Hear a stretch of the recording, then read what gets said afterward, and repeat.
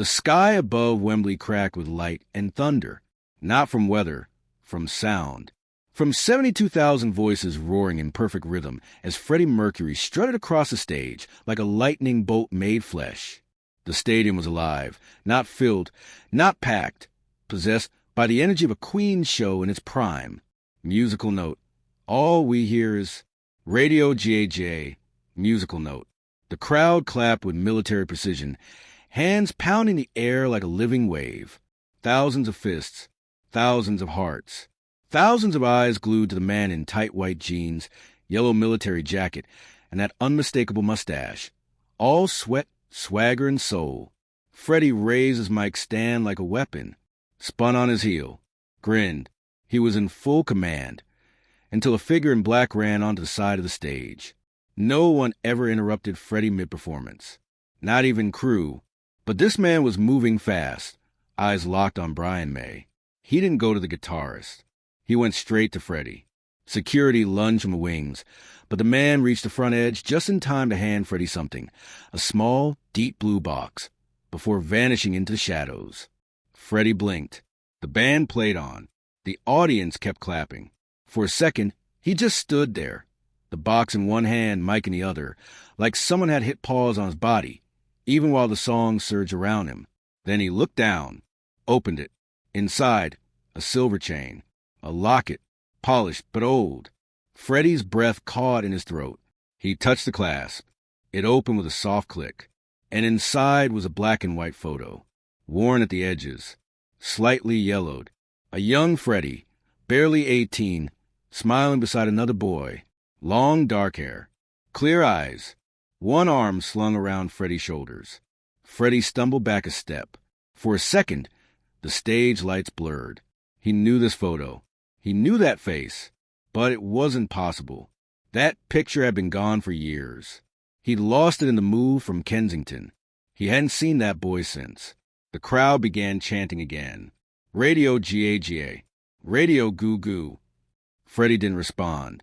He looked toward Brian May, then back at the audience, then down at the photo again. The memory hit like a train. The boy's name was Armin. And just like that, Freddie Mercury, god of glam, lord of lights, master of stadiums, froze. Brian May notice first. Freddie wasn't moving, not theatrically, not pausing for drama. He wasn't there. The guitar solo began, but something was wrong. Roger Taylor missed a beat. John Deacon hesitated. Freddie was supposed to come in now. This was the moment.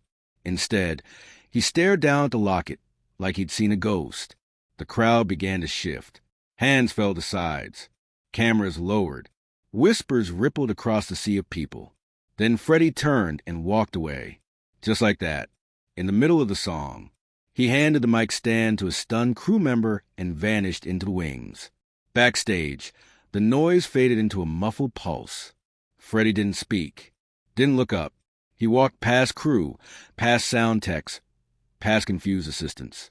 He stepped into his dressing room, locked the door, and sat down, hard, on the velvet-lined bench beneath the mirror. In his hand, the locket glinted under the warm bulbs. He opened it again. The photo was still there. The boy beside him, Armin, had been his first real friend in England. Another immigrant, another outsider. They had met at Ealing Art College, singing together in secret, swapping old folk melodies from India, Zanzibar, Persia. They had written songs, just the two of them, by candlelight in cheap flats, on broken instruments, with stolen time and full hearts. Freddie had forgotten most of those songs, or told himself he had. He hadn't spoken to Armin in over 15 years. He thought Armin had gone back to Iran, or disappeared entirely. But now this locket, this photo, how had Armin gotten this? And how had it found him here, tonight, in front of 72,000 people? A soft knock broke the silence. Fred, it was Brian. No answer. Another knock. You all right, mate? You just walked off. Crowds rattled. You want us to stall, or? Freddie opened the door slowly, eyes red-rimmed but sharp. He didn't hand Brian the box. He just whispered, he's here. Brian blinked. Who? Freddie gave the tiniest smile. The one who heard me before anyone else. He walked past Brian, through the hallway, and back toward the stage. But instead of returning to the spotlight, he went to the security pit, found the head of venue security. There was a man, gave this to a crew runner. He showed the box. I want to know where he's sitting. Security moved fast. A flurry of earpieces and flashlights. 10 minutes passed. Then a stage tech came running over, breathless. Front row. Left side. Seat B17. Freddie didn't hesitate. He walked straight to the edge of the stage, mic in hand. The crowd erupted into cheers at first, but they quickly died down when they saw Freddie wasn't smiling. He wasn't posing. He wasn't even holding the mic like a performer. He was searching. And then he saw him. Armin, older now, gray streaks in his hair, but the same clear eyes, the same posture, quiet, waiting. Freddie didn't wave, didn't call security, didn't point him out. He just stared. Then he walked back to center stage and raised the mic. His voice, when it came, was soft, different. "Ladies and gentlemen," he said, eyes fixed on a man in the crowd, "I need to stop the show for a moment, because something very unexpected just happened." He held up the locket. "This isn't just jewelry. This is a map. A map back to something I lost a long time ago." The crowd was dead silent. "This came from someone who mattered to me, before any of this, before Queen, before all of you knew my name." Freddie glanced down at the locket, closed it gently. "I think it's time I introduce you to the person who first believed I had a voice worth hearing. If you are enjoying this story, please subscribe to support the channel." The crowd at Wembley was holding its collective breath. Freddie Mercury, usually a blaze of movement and fire, stood motionless in the middle of the stage. The house lights were up now. Not fully, but enough to break the spell of performance and reveal something raw underneath. He looked smaller somehow. Not weak. Just real. Like a curtain had been pulled back, and behind it wasn't the rock god but the man, and his eyes were locked on one seat in the front row. The man in seat B17 hadn't moved.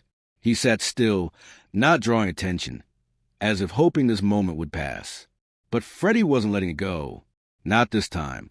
He stepped back on the mic, turned to Brian May, and whispered something. Brian's brows rose, then he nodded slowly. Freddie spoke again, voice low, almost pleading. Brian left the stage. Then Freddie pointed to man in B17 and called softly into the mic. "Would you mind coming up here?" A rustle moved through the audience like wind through trees.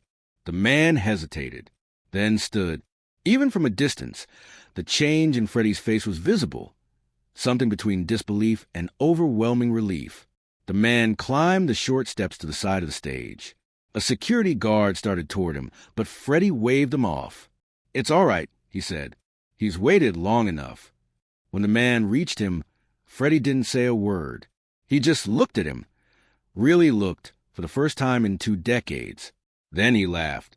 A breathy, incredulous, boyish laugh. "You look old," Freddie said. The man chuckled. "You look ridiculous." Freddie opened his arms and embraced him like a brother. Brian reappeared on stage with 2 stools and handed Freddie a mic. The crowd was murmuring, confused but silent, sensing something was unfolding that was bigger than music. Freddie turned back to the audience. "This is Armin," he said, voice trembling just slightly. "And I know none of you know who that is. But he knows me, not Freddie Mercury. Me, Farrokh Bulsara." There was a long pause. The name fell like a pin in a cathedral. "You want a real rock and roll story?" Freddie said, "Let me tell you about 2 immigrant kids, one from Zanzibar, one from Tehran, sitting in a crummy flat above a bakery in Kensington. One of us wanted to be a rock star. The other just wanted his friend to sing without shame." Freddie looked at Armin again. He was the first person who ever heard me sing a song I wrote, and instead of laughing, he cried. Armin smiled a little shyly. "It wasn't the lyrics," he said into the mic. "It was the voice. That voice wasn't meant for walls. It was meant for sky." Freddie's smile faded into something softer. "We used to write songs together," he said. "Not Queen songs. No stadium anthems. Just little melodies. Bits of Farsi, a little Hindi mixed with English. We were Odd, you know? Different. Neither of us felt like we belonged. He turned back to the audience. And somewhere along the way, I ran. I chased everything that made noise. Big noise. I cut off the pieces that felt small or quiet or too close to who I really was. I never called him again. I never even said goodbye. Armin gently placed a hand on his arm. You didn't have to. I was listening. Flashbacks now swirled inside Freddie's mind, and the audience was invited into them by the way he painted them with words. London, 1969. Two teenagers crouched over a battered tape recorder. Rain pelted the windows of their shared flat.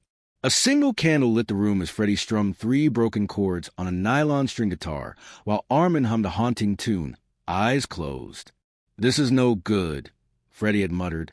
Who wants to hear this stuff? People want the Kinks. They want Bowie. Armin had looked at him hard. No, Freddie, you want Bowie. But what you are is something else. That night, they wrote a song called Glass Bird, a quiet, aching lullaby in Farsi, and English about fly with broken wings. Freddie never played it for anyone else, not even Queen. And then, just like that, Freddie left. He joined Smile, changed his name, swapped his long hair and humble melody for leotards, leather, and fire. He never mentioned Armin again. Back on stage, Freddie looked down at the locket in his hand. I thought I lost this, he said.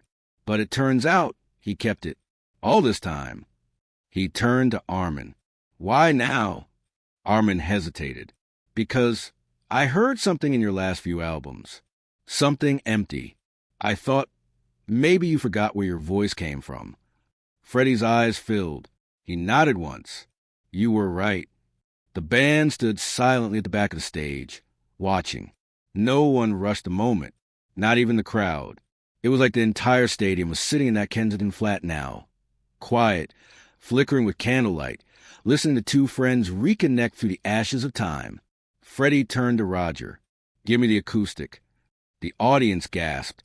Roger brought out a guitar. Freddie sat on the stool beside Armin and began picking out a slow, simple melody. Armin smiled. It was Glass Bird. Freddie's voice, low and tender, filled the stadium like silk. Musical note, fly, little glass bird. The sky doesn't know you're cracked. But I do, musical note. And then, in perfect harmony, Armin joined in. Musical note, I held your song before the world heard your name. And I never let go. Musical note. The notes hung in the air like prayer. No lights, no drums, no bravado. Just truth. When the song ended, no one clapped. Not right away. They just stood, silent, awed. And then, as if awakening from a spell, the entire stadium rose. A real standing ovation. Not for a hit, but for something sacred. Freddie leaned into the mic one last time. We call this a comeback tour, he said. But tonight, I came back to who I was, thanks to the one person who knew that voice before the world ever did. He turned to Armin and whispered, Thank you for still listening. Wembley had roared for legends before, but never like this. The standing ovation wasn't for a platinum single or a dazzling solo. It was for something older, something deeper. A melody no one had ever heard, but somehow felt like they'd always known. Freddie Mercury sat beside Armin in the center of the stage, both of them still and quiet, the moment still echoing like a hymn through the bones of the arena. Then slowly, Freddie stood. The applause began to fade, replaced by silence again, willing, reverent silence. Freddie walked back to the microphone, not strutting, not commanding, just present. You know, he said softly, voice catching, I've played to some of the loudest crowds in the world. I've worn crowns, capes, tight pants, and enough eyeliner to sink a ship, but I don't think I've ever felt seen until 5 minutes ago. He turned the silver locket in his fingers. This little thing, this wasn't just a gift. This was a reminder, a map back to someone I used to be before I learned how to hide behind applause. The giant screen showed the locket now. Inside the faded photo, 2 teenage boys, one shyly smiling, the other all youthful spark, arms slung over each other's shoulders like nothing could ever come between them. A low murmur rippled across the audience. A few people teared up.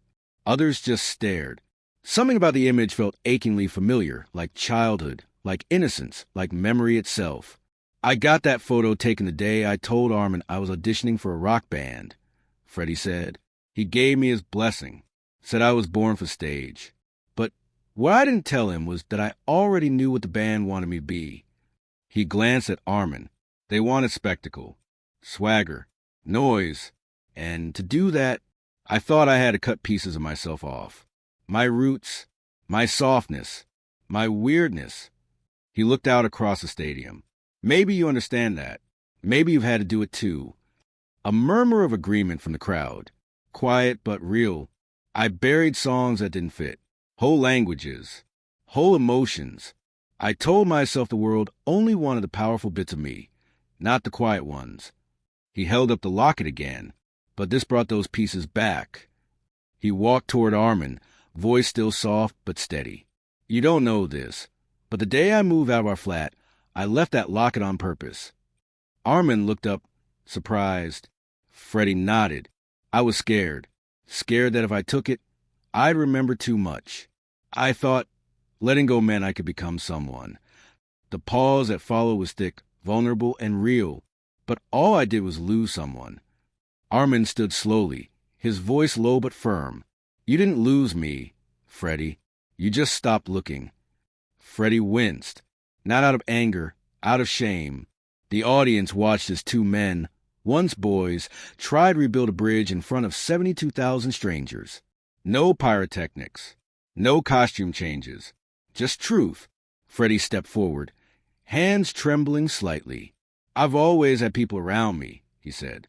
Lovers, fans, friends. But you were the only one who never wanted anything from me.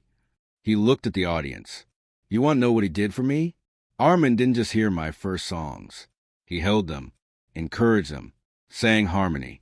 Never asked for credit. Never told anyone. He just believed in the parts of me I hadn't learned to love yet. A stillness settled across Wembley again. Not uncomfortable. Holy. Freddie turned to the crowd. We worship success, don't we? He said. We measure artists by their albums, their tours, their chart positions. But the truth is...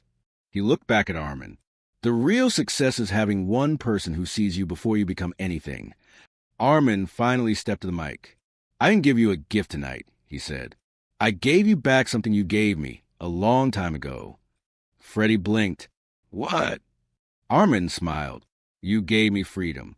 You let me sing in a language I was told to forget. You harmonized with me when no one else even listened. He gestured to the locket. This isn't a souvenir. It's a thank you. For a moment, no one moved. Then Freddie slowly walked the piano. A spotlight followed him. He sat, fingers grazing the keys like they were made of glass. You know, he said with a faint smile, Armin and I used to have this game. We'd sit at the piano and write a melody using only the notes we weren't supposed to use. No chords, no patterns, just the ones that felt like us. Armin laughed quietly. We called it the Wrong Key Symphony. Freddie nodded. Yeah, because being wrong never sounded so right. He played a new progression. Slow, off-kilter. Jazz meets Persian folk, meets broken lullaby. And over it, he began to sing. Improvised, soft, unpolished. Musical note. I walked away from silver and silk. Traded softness for gold and gilt. But the sound that found me in the dark was yours. Musical note. Armin joined, voice shaking but true. Musical note. You were never wrong, just early. Never weak, just barely. Holding light the world would one day steal. Musical note. Together, they sang a new song. One born not of stardom, but wounds and welcome. By the time it ended, the audience was weeping, not sobbing, just quietly unraveling. It was a kind of performance that didn't need explanation. It explained you. Freddie stood again, the spotlight now hitting both men equally. So now you know, he said, behind every Freddie Mercury, there's someone like Armin, someone who never needed the lights. Just the truth. The crowd roared, but it was different this time. Not the usual rock roar. not wild or frenzied. It was a thank you. And in that moment, as the stadium rose again, Freddie Mercury didn't just reclaim a piece of his past. He shared it. And the world saw all of him, not just a legend, but the boy, the friend, the broken glass bird who finally learned how to fly home. The moon hung low above Wembley, but inside the stadium, time had stopped moving in straight lines. This was no longer just a concert. This was something else, something intimate and enormous at once. An unplanned detour into the soul of a man millions thought they already knew. Freddie Mercury stood at the center of it all, still gripping the locket, his thumb brushing the silver chain like it was sacred. The roar from the crowd had faded again. Now there was only a low murmur, as if the entire audience was collectively holding its breath. He stepped forward toward the mic, still barefoot from the last acoustic set. "There's one more thing you need to know," he said, voice low and vulnerable. "Armin and I, we wrote a song when we were 17. A song we never played for anyone."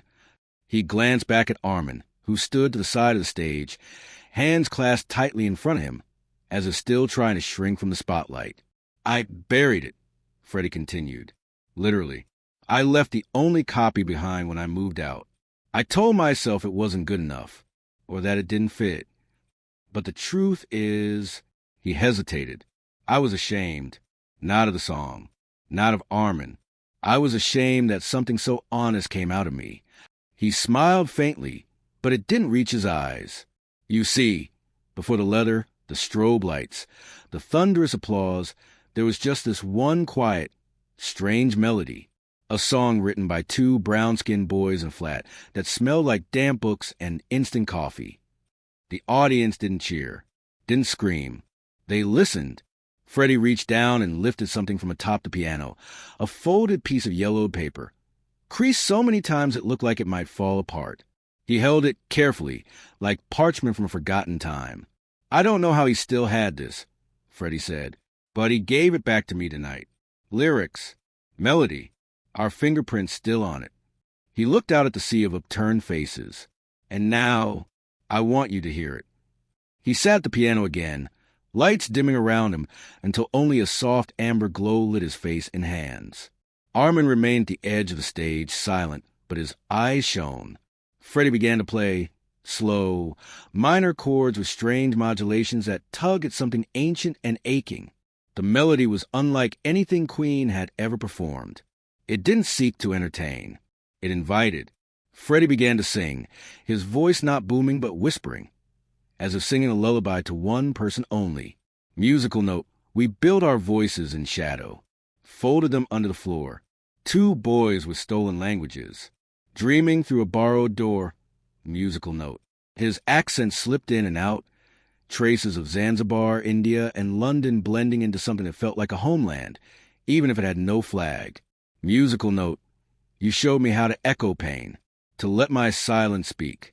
But I thought I had to break that song, to make the world believe. Musical note. The audience was still, utterly still. Even those in the far stands, who could barely see his face, could feel the truth in the notes. Then, softly, Armin stepped forward. He didn't take the spotlight. He didn't take center stage. He just sat beside Freddie, placing his hand on the piano like he had all those years ago. And together, they sang the chorus. Musical note. But I remember the tune we buried, under fame and fear and fire. And tonight, I give it back to you. With every note you ever inspired, musical note. Tears were falling in the audience, not dramatic sobs, but silent trails. People were remembering their Armin, their buried songs, their lost voices, because this wasn't just Freddie's story anymore. When the song ended, there was a long pause. Not because people didn't want to clap, because they couldn't. It felt wrong to break the spell, like applauding in a church, like shouting in a sacred moment. Finally, one person stood, then another, and then 72,000 people were on their feet, hands over hearts, some with eyes closed, others just watching as Freddie Mercury bowed his head and pressed the folded lyrics to his chest. Brian May, standing just off stage, wiped his eyes. He had toured the world with Freddie. He had shared rooms, riffs, radio interviews, and revolutions. But he had never seen this man before, this open, unmasked man. Backstage, Roger whispered to a tech, "Are we even still doing an encore?" The tech shook his head. "Doesn't feel right, does it?" Freddie stood slowly and turned to Armin. "I think the world needs to hear more of you," he said. Armin chuckled nervously. "I don't have your voice." Freddie smiled. "No, but you have the voice mine was built on." Then he turned back to the crowd. "This man, he taught me to sing like no one was watching. And I did, until you all started watching. Then I forgot." He paused. "But tonight, I remembered. The house lights came up just a little, revealing not a concert crowd, but faces. Real, individual, human faces. And then, like it was always part of the show, Freddie lifted his hand and whispered into the mic. If you've ever hidden something true about yourself just to be accepted, tonight is your permission to bring it back." A roar went up, not the usual kind. It was affirmation. The band returned, one by one. Brian strapped on his guitar. Roger sat behind the kit. But instead of jumping into We Will Rock You or Bohemian Rhapsody, Freddie turned and said, "Let's give them the quiet before the thunder." They began playing These Are the Days of Our Lives, unreleased at the time, but already written. Freddie's voice was velvet and crystal. Musical note, those days are all gone now, but one thing's still true. When I look and I find, I still love you, musical note. As the last chord rang out, Freddie stepped forward once more. I'll never be just one thing. I'm not just a singer or a showman or a tragedy waiting to happen. I'm a mosaic. And tonight, Armin gave me back a missing piece. He turned and hugged his old friend tightly. No costumes, no curtain calls, just truth. And the crowd loved him more than ever for it. The echoes of Freddie's last note clung to the rafters of Wembley like incense. For a moment, 72,000 people stood in a stillness. So complete it felt as if the world had paused mid-breath. No fireworks, no guitar solo, no Freddie strutting across the stage in a cape and crown. Just silence, humming with meaning. Then the ovation began. Slow at first, polite, then rising like a storm tide. It wasn't the frenzied roar Queen usually summoned. It was something warmer, something deeper. Gratitude. Freddie stood in the middle of it, chest heaving, makeup smudged from sweat and tears. Armin at his side. He held the locket high, then pressed it to his lips. A kiss not for the object, but for what it carried, memory, loss, and reclamation. Backstage, the return of two voices. The concert wasn't over, but it already felt complete. Freddie led Armin into the wings, where Brian, Roger, and John waited. The band's usual post-set adrenaline had been replaced by something heavier, reverent. Brian clasped Armin's hand. "You're the ghost we've heard about for years, aren't you?" Armin smiled faintly. "Not a ghost, just a witness." Roger shook his head, still stunned. "I've seen Freddie in front of hundreds of thousands, and I've never seen that. You pulled it out of him." Freddie, still catching his breath, smirked. "Pulled it out? Darling, he practically shoved it back down my throat." The group laughed. A release of tension, a reminder that even the heaviest moments could carry light. But Freddie's eyes stayed on Armin. "You know what this means, don't you? No more hiding." Armin squeezed his shoulder. "Then don't." The encore, that wasn't on the set list. Back on stage, the band was expected to launch into the usual encore. We Will Rock You, We Are the Champions, the bombastic fireworks that close Queen shows like royal decrees. But Freddie walked to the mic and shook his head. "No," he said simply. "Not tonight." The crowd quieted instantly. Tonight deserves something else. Something older. Something we forgot. He glanced at Brian, who nodded without hesitation. The guitar's fingers found the opening chords to Love of My Life. Freddie gestured for the lights to dim until only the audience was lit. A galaxy of faces under Wembley's canopy. He didn't sing right away. He just listened. The first line floated up, not from his lips, but from the crowd itself. Musical note, Love of My Life. You've hurt me. Musical note. Tens of thousands sang, their voices uniting, trembling, imperfect but true. Freddie finally joined in, his voice weaving through theirs like silk threading cloth. For once, he wasn't leading. He was part of them. Armin stood just off to the side, watching the boy he had once harmonized within a Kensington flat become the center of a universe. And yet still that boy, still Ferric. When the last note faded, Freddie whispered into the mic, "You've given me your voices all these years. Tonight, I gave you back mine. After the lights." The concert ended not with pyrotechnics, but with Freddie and Armin walking off stage together, arms linked like teenagers. The roar followed them into the tunnels beneath Wembley, echoing even after the doors closed behind them. In the dressing room, reporters clamored outside. The band's manager panicked about schedules, headlines, deals. But Freddie ignored all of it. He sat with Armin on the couch, head against the wall, locket still in his palm. "You know," he said quietly, "they'll turn this into a story. Mercury reunites with Secret Muse. They'll spin it, milk it, package it." Armin shook his head. "Let them. You and I know what it was." Freddie smiled, tired but peaceful. Yes, a gift. For the first time in years, he didn't feel like he was performing off stage. He felt seen. The world reacts. The next morning, the headlines exploded. Freddie Mercury stops Wembley show, dedicates song to unknown friend. The song the world wasn't supposed to hear. Queen frontman reveals hidden roots in emotional tribute. Critics called it reckless, brilliant, vulnerable, legendary.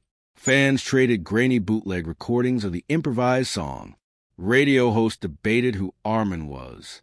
Music historians began rewriting their notes. But for Freddie, none of that mattered. What mattered was that for the first time, he had sung not as Freddie Mercury, the idol, but as Ferric, the boy who once sang in languages the world told him to forget. Legacy of the gift. Weeks later, Queen was back on the road. The set list had shifted subtly, nestled between the anthems. Freddie would slip in a few bars of that buried melody. Not always the full song. Just enough to remind himself and everyone listening that his voice came from somewhere deeper. And in every venue, in every city, a single chair in the front row was left empty. A simple card on it read, "For Armin, who heard the voice before the world did." Sometimes Armin was there to fill it. Sometimes he wasn't, but the gesture remained. A vow carved into the ritual of performance. The last conversation of the night. Back in London, long after the Wembley show had ended, Freddie and Armin sat on the balcony of Freddie's home in Garden Lodge. The city hummed below, indifferent and eternal. "You know," Freddie said, swirling a glass of wine, "for years I thought I had to choose spectacle or silence, power or truth, and I chose spectacle." Armin leaned back. "And tonight?" Freddie smiled faintly. "Tonight, I realize the real power is in letting them see the silence, too." They sat in companionable quiet for a long while. Finally, Freddie whispered, "I'm not afraid anymore. Not of them. Not of me." Armin's reply was simple. "Good. Then sing everything." One final bow. Months later, when Freddie returned to Wembley for another performance, he ended the night with a gesture no one expected. He walked to the very front of the stage, no mic, no lights, and bowed deeply. Not the dramatic dip he gave at encores, but a genuine bow.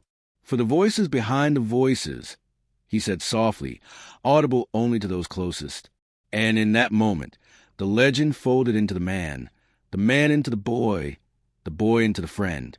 Full circle. Freddie at the piano, alone in rehearsal, the silver locket resting on the keys. He plays a fragment of the lost song, not for an audience, not for a record, but for himself. The notes drift through Garden Lodge like smoke, disappearing into the night. And for the first time in decades, he isn't rehearsing. He's remembering. He's home. If you like this story, please subscribe to support this channel.